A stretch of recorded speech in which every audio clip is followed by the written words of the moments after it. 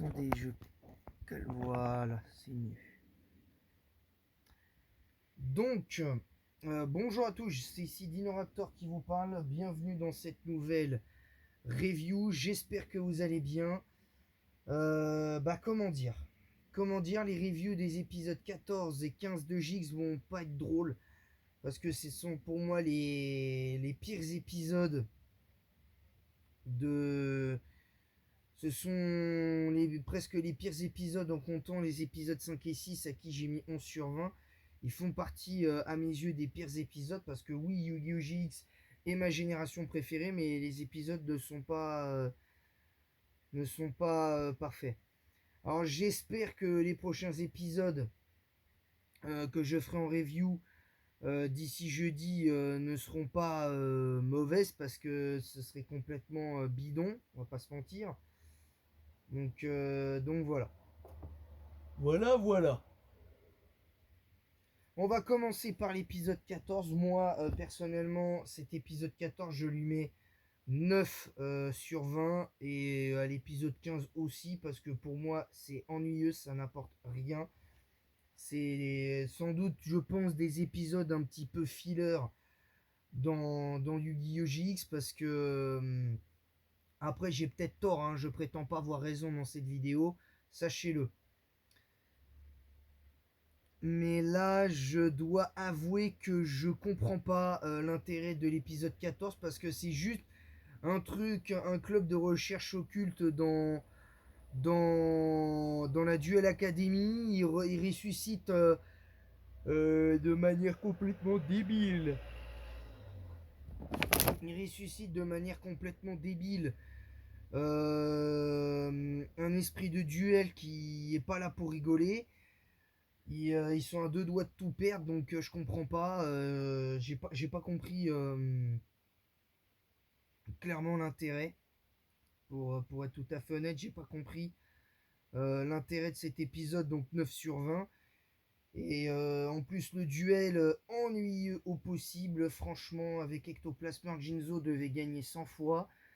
Bon, le scénario du duel au moins était le plus imprévisible de tous, je pense, de ceux que j'ai vus, mais c'est compliqué concrètement de dire quoi que ce soit à ce niveau-là. Je trouve ça un peu dommage, pour être honnête.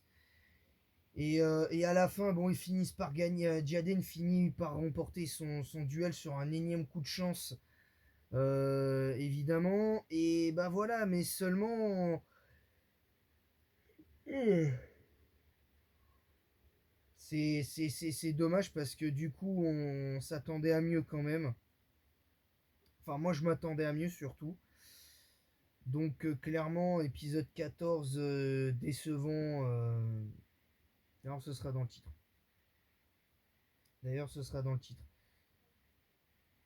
Donc, du coup.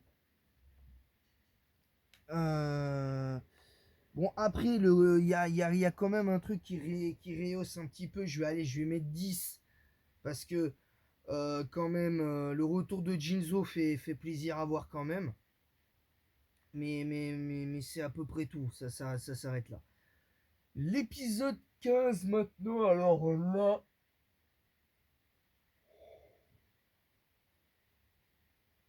J'en baille de dépit, les gars.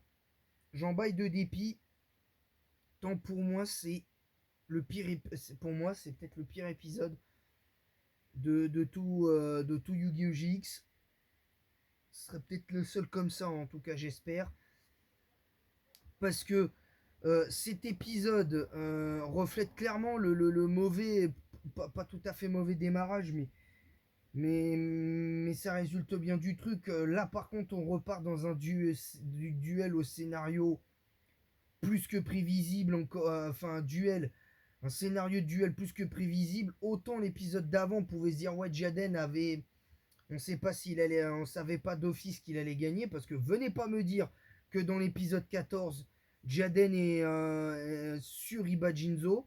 Non, faut arrêter. Avec ça, je vous le dis direct. Et dans cet épisode-là, Là, on sait que l'épisode il est prévisible au possible parce que il joue des cartes, que des cartes magiques quasiment tout le temps. Il se préoccupe pas de. Il s'en préoccupe pas en fait. Et c'est dommage. C'est dommage. Mais ça reste, même si j'ai rajouté un point à l'épisode 10, lui il mérite 5. Voilà, 5 sur 20.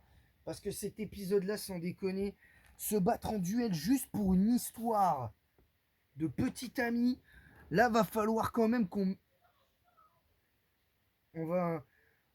Faut qu'on m'explique en fait. Faut qu'on m'explique l'intérêt en fait de ça. Et je comprends pas. Je comprends pas. C'est